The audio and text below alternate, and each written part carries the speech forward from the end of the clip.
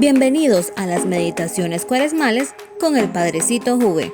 Cuaresma, tiempo de ayuno, oración, conversión y arrepentimiento. Tal un buen día para todos. Nuevamente les saluda el Padrecito Juve. Continuamos con nuestras meditaciones en este tiempo de la Cuaresma. El día de ayer hablábamos sobre el pecado. Hoy quiero distinguir cuáles son los pecados mortales y cuáles son los pecados veniales. Por el día de hoy hablaremos sobre el pecado mortal. Primero, el pecado mortal destruye la caridad en el corazón del hombre por una infracción grave de la ley de Dios. Aparte el hombre de Dios en su fin último y su bienaventuranza, prefiriendo un bien inferior. Ahora, el pecado, para que sea un pecado grave o sea un pecado mortal, se requiere de tres condiciones. Como nos va a decir en el Catecismo de la Iglesia Católica, en el numeral 1857, y dice así: es pecado mortal lo que contiene como objeto una materia grave y que además es cometido con pleno conocimiento y deliberado consentimiento. Tres cosas entonces. Primero, tiene que ser una materia grave. Luego dice que se comete en un pleno conocimiento y también en un pleno consentimiento. Tres cosas se necesitan entonces para que se haga o se convierta en un pecado mortal o en un pecado grave. ¿Qué cosa es la materia grave? Es precisada por los 10 mandamientos según la respuesta de Jesús al joven rico. No mates, no cometas adulterio, no robes, no levantes falsos testimonios, no seas injusto, honra a tu padre y a tu madre, lo que leíamos en San Marcos capítulo 10, versículos 19. Así que la gravedad de los pecados es mayor o menor. Por ejemplo, un asesinato es más grave que un robo. La cualidad de las personas lesionadas cuentan también. La violencia ejercida contra los padres es más grave que la ejercida contra un extraño.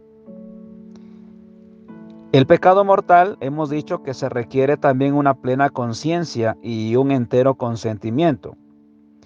¿A qué se refiere con la plena? Bueno, presupone el conocimiento del carácter pecaminoso del acto de su oposición a la ley de Dios. Así que a eso pues se refiere cuando uno comete un pecado con plena conciencia. Sé que eso no está bien, pero yo lo cometo, yo lo hago, yo opto por seguir o lo hago, ¿no? Es mi pleno conocimiento. Creo que pues en ese sentido sí tendríamos que trabajar. Por otra parte, también decíamos que el pecado también es, decíamos, como en uno de los tres aspectos, es en un consentimiento. O sea, yo consiento el pecado. O sea, yo estoy de acuerdo con eso. Entonces, una vez que caigo en eso, pues con mucha facilidad puedo caer en otros pecados.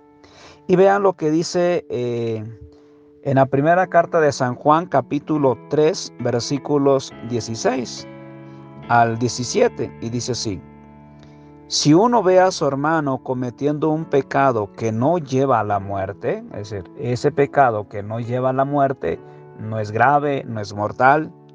Me refiero a los que cometen pecados que no llevan a la muerte, porque hay pecados que son mortales. Por ellos no digo que recen. Toda maldad es pecado, pero hay pecados que no acarrean la muerte. Por eso la Iglesia Católica tiene esta distinción entre pecados mortales o pecados graves y entre pecados veniales. Entonces, para cometer un pecado mortal o pecado grave o mortal, mejor quedemos con la palabra con mortal, hemos dicho que se necesitan tres cosas. Primero, materia grave. Dos, en pleno conocimiento. Y tres, en consentimiento. Yo consiento esos pecados. Así es cuando caemos en los pecados mortales. ¿A qué nos invita hoy la iglesia? Entonces la iglesia nuevamente nos está insistiendo y en este tiempo de la Cuaresma buscar ese sacramento de la confesión.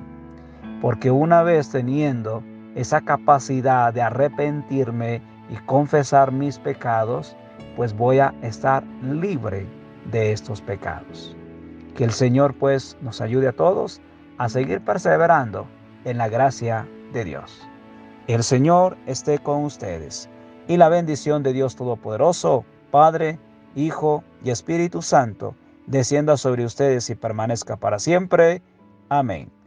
Hasta la próxima.